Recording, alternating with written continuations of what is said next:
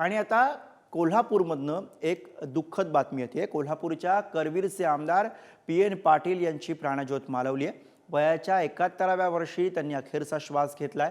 घरामध्ये पाय घसरून पडल्यानं पी.एन. पाटलांच्या मेंदूला दुखापत झालेली होती। गेल्या 3 दिवसांपासून पी.एन. पाटलांवरती उपचार सुरू होते आणि आज त्यांच्या निधनाचं वृत्त हाती आलंय।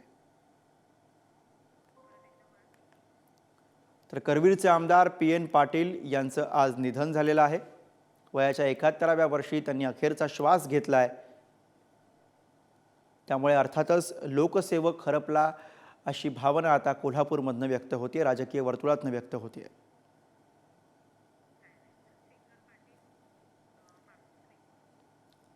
आणि याविषयी अधिक बोलूया। कोल्हापूरवरनं आपले प्रतिनिधी शेखर पाटील आपल्या सोबत आहेत। शेखर, खरं तर 3 दिवसांपासून त्यांच्यावरती उपचार सुरू होते आणि आज अखेर त्यांच्या निधनाचं वृत्त आलंय। काय भावना, कशा भावना व्यक्त होत आहेत कोल्हापूरकरांकडनं?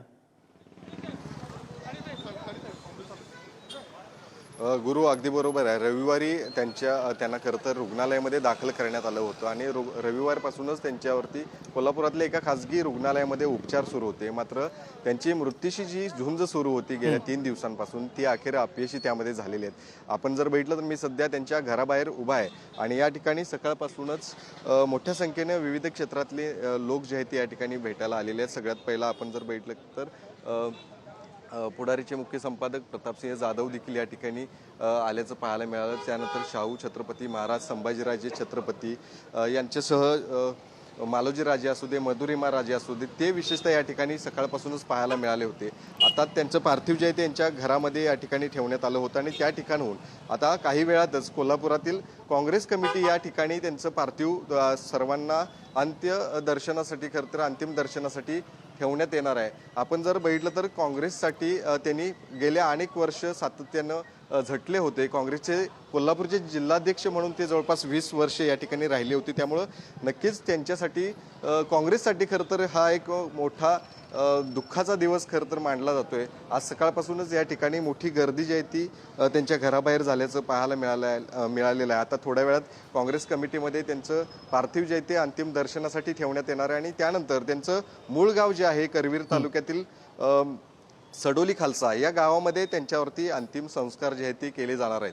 आपण जर बघितलं तर दृश्यांमध्ये संभाजीराजे छत्रपती देखील काही वेळापासून त्यांच्या घराबाहेर आहेत।